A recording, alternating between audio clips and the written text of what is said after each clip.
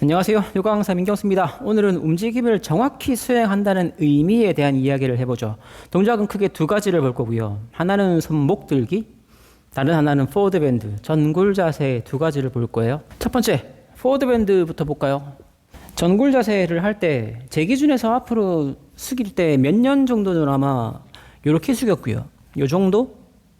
그러면 일반적인 성인 남자 기준의 견주어 보면 이게 적게 내려가는 건 아니거든요. 최근에 전굴 자세를 할 때는 조금 더 신경 써서 고관절을 조금 더 접겠다라고 생각을 하고 내려가고 있어요. 이 정도까지겠네요. 왜 이렇게 바뀌었냐면 프레스업 핸드스탠드를 하려고 하다 보니 이제 이 정도까지 안 내려가면 여기에서는 아무리 생각해도 다리를 들 때 손목에 보아도 너무 많이 걸리고 들리기는 하겠지만 힘들단 말이죠. 근데 이 숙여지는 이 간격을 좁혀서 상체와 다리를 최대한 가깝게 붙이고 나서 다리를 들려고 하면 이게 조금 더 쉽고 손목이 보아가 덜 걸린단 말이죠. 네, 프레스업 밴드 스탠드를 접근할 때 왜 안 되지를 생각해 봤는데 일단은 전굴의 가동 범위가 너무 부족하다. 두 번째가 가동 범위가 부족하니까 손목에 보아가 많이 걸려서 손목이 아프다. 두 가지였거든요. 그럼 전굴을 할 때 아까 잠깐 스치듯 얘기했는데 고관절을 최대한 접겠다라고 생각을 하고 요즘에는 하고 있어요. 그러면 이거를 똑같은 자세를 앉아서 하더라도 이 자세에서 전굴을 할 때 이 정도면 일단 숙이긴 했단 말이죠. 그럼에도 불구하고 아직 이 정도의 갭이 있잖아요. 그러면 프레스업 핸드스탠드를 하려면 이 정도 갭이 있으면 이만큼의 갭을 손목이 감당을 해야 되는데 그러면 방법은 두 가지죠. 손목의 힘을 그만큼 키우든 아니면 이 갭을 줄이든. 근데 안정적인 측면에서는 이 갭을 줄이는 게 훨씬 더 좋더라는 얘기죠. 근데 제 입장에서는 뻣뻣하니까 이게 훨씬 더 많이 힘들고. 그러면 전굴을 어떻게 정확하게 할 건가의 정도도 이 앞영상에서 말한 목적에 따라 조금씩은 달라질 수 있겠죠. 제 경우는 프레스업 핸드스탠드를 하려고 하다 보니 이만큼의 가동 범위가 필요하더라. 바꿔 말하면 프레스업을 제가 안 했더라면 아직도 이렇게 안 했을 확률이 커요. 별로 필요하지 않았으니까. 그럼 다른 형태를 볼까요? 두 번째, 손목 들기. 처음에 손목 들기를 제가 한 이유는 마찬가지 손목이 아파서였는데 영상에서는 이제 두 손목을 드세요 라고 했고 플랭크 포즈에서 손목을 들 수 있으면 안 아플 거예요 라고 하면 이제 여기서 꼼짝을 못 했었죠. 그래서 최근에는 손목을 들 수 있기는 하고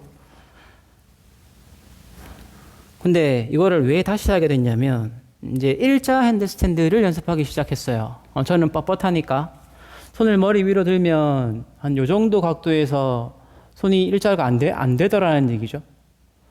그러면 일단 1차적으로 드는 생각은 이쪽을 스트레칭을 해야겠다라는 생각 하나가 있었고요.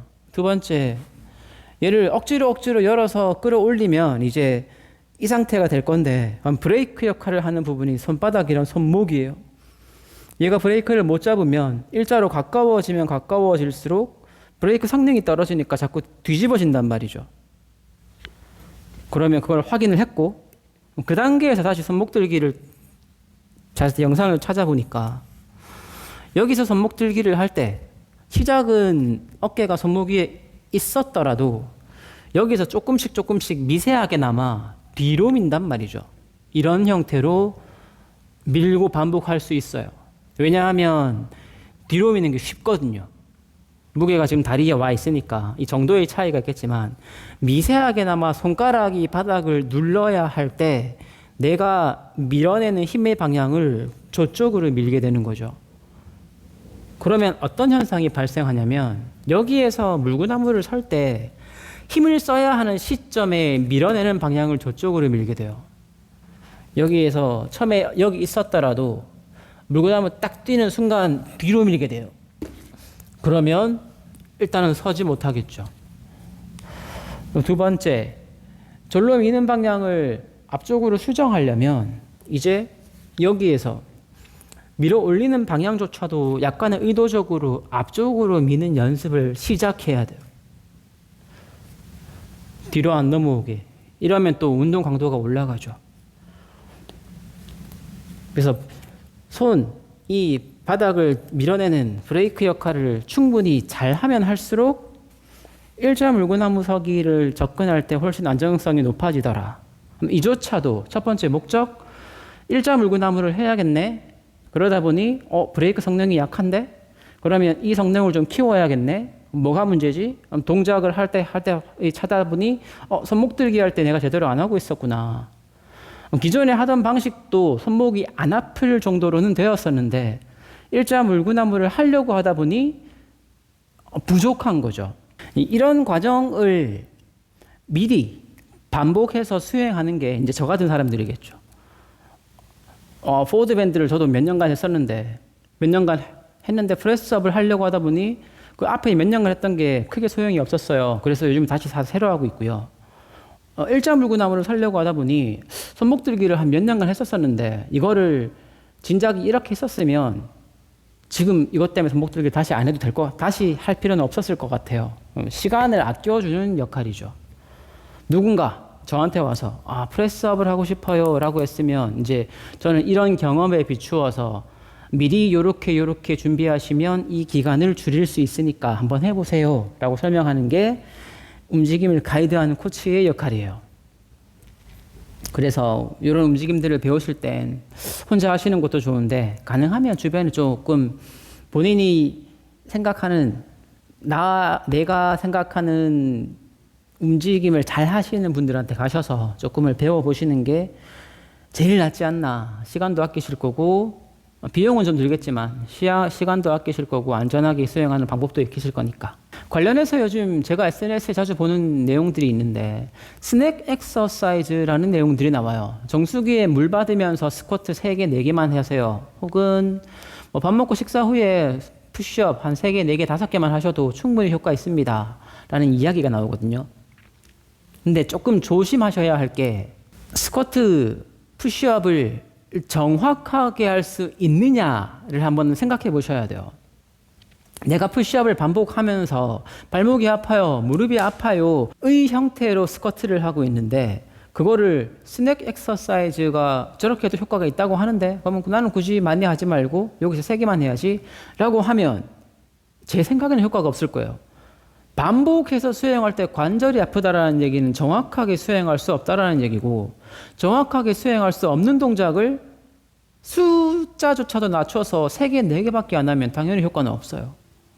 푸시업은 당연히 더 마찬가지겠죠. 제가 가지는 이제 의견은 이런 거죠. 가뜩이나 운동하기 싫어 죽겠는데 영상에서 보니 스낵 엑서사이즈만 해도 효과가 있다고 하네. 한번 생각해 보셔야 돼요. 내가 정확하게 할 수 있다라면 효과가 있을 거라고 생각해요. 자주 움직이겠다라는 얘기죠. 물 마실 때마다 정수기 올 때마다 스쿼트 몇 개씩 하겠다라는 얘기니까 그 몇 개를 정확하게 할 수 있으면 효과가 있을 수도 있어요. 근데 제 추천은 정확하게 할 수 있는 걸 배울 때까진 조금 PT를 받으시든 요가원을 가시든 필라테스 샵을 가시든 본인이 좀 익혀내는 기간이 필요하시다라는 걸 말씀드리고 싶고 마지막으로 오늘 아침에도 회원님 한 분이 여쭤보시던데 도수치료나 이렇게 체형 교정해 주시는 분들이 계시던데 그런 거 해도 효과가 있나요? 있을 거예요. 그거를 직업으로 하시는 분들도 계시고 그분들은 그거를 목적으로 치료를 하시는 분들이니까 있다라고 봐요. 제가 드리는 말씀은 그분들의 역할은 이제 차로 비유하면 차를 수리해 주는 역할이죠. 여기에 고장났네. 수리해서 차가 나왔단 말이죠. 이제 제대로 동작을 해요. 근데 이제 코치의 역할은 운전을 가르치는 역할이에요. 내가 운전 습관이 초보라서 운전할 때마다 막 여기 들이받고 저기 들이받고 끌고 이러면 다시 차가 고장날 때마다 센터에 넣어서 차를 수리해야겠죠. 아니라면 차가 고장이 안 나게 내가 잘 주행할 수 있는 방법을 익히시면 되겠죠. 약간 이제 접근법이 다른 거죠. 이 똑같은 얘기를 말씀드렸거든요. 그러니까 운동을 가르치는, 움직임을 가르치시는 분들은 미리 고장이 안 나게끔 잘 움직이는 연습을 시켜주는 사람들이고, 치료를 하시는 분들은 이미 고장이 난 상태를 어떻게 하면 다시 회복시킬 수 있을까를 고민하는 사람들이죠. 그러면 본인의 입장에서 내가 지금 치료를 해야 하는 입장일까? 아니면 다시 안 아프게 연습을 해야 하는 상황일까를 한번 판단해 보셔야 하고, 여기에 맞는 형태를 찾아가셔야, 이조차도 이제 목적이죠. 나는 당장은 아픈 게 없고 그게 크게 불편한 건 없어. 근데 어딘가 좀 찌뿌둥하고 움직일 때 불편해. 손을 들고 내릴 때 잘 안 되는 것 같고 숙일 때마다 조금 불편한 감이 있어. 이 정도라면 제 생각에는 고장난 건 아니잖아요. 그러면 잘 쓸 수 있는 방법을 찾는 게 낫지 않을까. 포워드밴드에 관련된 수업을 지난주 금요일 날 제가 지난 영상에서 말씀드린 선택권이 없는 분들한테 수업을 했단 말이죠. 요즘에 제가 수업할 땐 한 가지 동작을 조금 오래 해요. 그거를 저도 제가 이런저런 운동을 해봤는데 한 가지 동작을 조금 반복하면서 정확히 하는 연습을 하는 게 조금 더 효율적이다라는 얘기죠. 그래서 정글에 관한 동작을 거의 1시간 내내 했단 말이죠. 그리고 이제 종종 이렇게 수업하면 이제 제가 여쭤봐요. 다음번 수업 때. 지난주에 수업하고 괜찮으셨어요? 아니나 다를까? 토요일 일요일 너무 아파서 못 걸을 정도로 아팠어요. 근육통은 아닌데 정말 다른 형태의 느낌으로 아팠어요. 첫 번째, 이 정도 강도가 있었다라는 얘기는 제 생각에는 그날 운동을 정말 잘하셨다. 두 번째, 아팠으면 이제 움직일만 하다라면 저 같은 경우는 이제 다시 조금 비슷한 형태의 움직임을 해봐요. 다시 또 몸이 쓰여지기 시작하면서 적응하기 시작한단 말이죠. 근데 일반 회원님들 입장에서는 그 정도로 아프면 이제 움직이기 힘들어요. 이제 그거를 잘 조절하는 연습을 한번 해보세요 라고 아침에 말씀드렸는데, 정확히 수행한다는 얘기는 이런 얘기거든요. 내가 조금 불안정한, 내가 가진 범위 안에서 불안정한 영역을 조금씩 들어가는 입장이라 몸에 부하도 걸리고 근육도 다른 형태의 자극을 받고 되게 많이 불편하고 힘들거든요. 이런 형태의 운동을 내가 하고 있는가를 한번 매번 체크해 보셔야 돼요. 수학으로 치면 이제 구구단 그만 외우고 2차 방정식, 3차 방정식, 지수 로그 넘어가야 되는데 본인이 의도하지 않으면, 목적이 없으면 내가 구구단만 외우고 있는 게 편하니까 여기서 넘어가기가 쉽지 않아요. 주변에 다행이라면 다행히 저 같은 사람이 있으면 잔소리 막 하겠죠. 이제 그거 그만하고 넘어가세요. 이 기준점은 내가 내 몸을 어느 정도 건강하게 쓸 수 있을 때까지. 끝은 없어요. 퍼포먼스가 계속 높아질 거니까. 이런 관점에서 한번 본인이 어떤 운동을 하고 있는지 생각해 보시고, 다음 영상도 아마 이런 비슷한 유들의 영상이 되지 않을까 생각을 하면서, 장마철 습하지만 조금 움직이려고 하시고, 저희는 다음 영상에서 뵙겠습니다. 감사합니다.